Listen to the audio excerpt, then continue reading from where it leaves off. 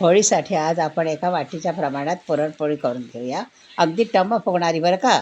डाळ स्वच्छ धुवून घ्यायची, थोडी हळद आणि चवीपुरतं मीठ घालायचं आणि 3 शिट्ट्या करून घ्यायच्या.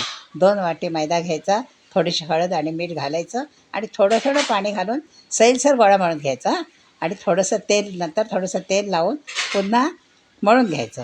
आणि हे बघा अगदी सैलसर आपलं पुरणपोळीचं पीठ मळून झालेलं आहे. पीठ तुम्हाला जरा सैलसर वाटेल, पण अजिबात काळजी करायची नाही हां. मस्त पोळ्या आपल्या होतात. आता आपण झाकून ठेवूया. आता डाळ छान शिजलेली आहे, निथळून घेऊया. हे बघा आता या पाण्याची कटाची आमटी पण करूया.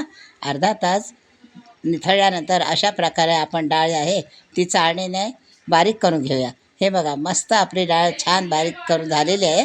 आता गॅसवर ही डाळ ठेवायची आहे. त्यात 1 वाटी गूळ घालायचा आहे आणि हे सर्व मिश्रण छान असं 8 ते 9 मिनटं मिक्स करून घ्यायचं आहे. पहिल्यांदा थोडंसं पातळ होईल, नंतर ते घट्ट होईल. आता यामध्ये आपण जायफळ खिसून घालूया. जायफळाची चव छान येते, आपली पोळी खायला चव लागते. आणि जायफळला वेलची पावडर घातली तरी चालेल. आता हे बघा हे मिश्रण पूर्ण तयार झालेलं आहे. मला सगळे मिळून 8 ते 10 मिनटं लागले. आता मी गॅस बंद केलेला आहे. थंड झाल्यानंतर पुरणाचे गोळे करून घ्यायचे आहेत. एका वाटीच्या प्रमाणात इथे 10 पुरणाचे गोळे तयार झालेले आहेत. म्हणजे 10 पुरणपोळ्या आपल्या होतील. हे बघा पीठसुद्धा छान भिजलेलं आहे. आता पिठाचा हात घ्यायचा आणि अशा प्रकारे पारी करून घ्यायची. आता तुम्हाला वाटेल थोडं सैलसर किंवा मऊ झालेलं आहे, पण नाही हां. आपली अजिबात पुरणपोळी फाटणार नाही, तुटणार नाही. हे बघा अशा प्रकारे पारी करून घेतलेलं आहे. त्यामध्ये पुरणाचा गोळा ठेवूया आणि अशा प्रकारे अंगठ्याच्या मदतीने बंद करून घ्यायचा. आता जास्तीचं पीठ येईल की नाही वर ते आपण काढून घेऊया सगळे बघा. हे काढायचं आणि मग गोळा असा हा बंद करून घ्यायचा. थोडं पिठाचा हात घ्यायचा कोरड्या पिठाचा आणि थोडं पसरून घ्यायचा गोळा, म्हणजे काय होतं पुरण सगळ्याकडे पसरते बघा ना.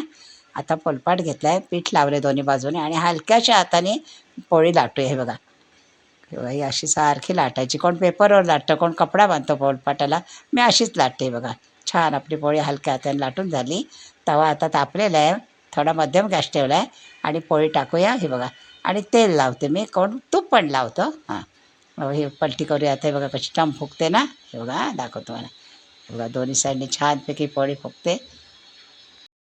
तुम्हाला पाहूनच समजत असेल कशी टम्म फुगलेली पोळी आपली तयार झालेली आहे.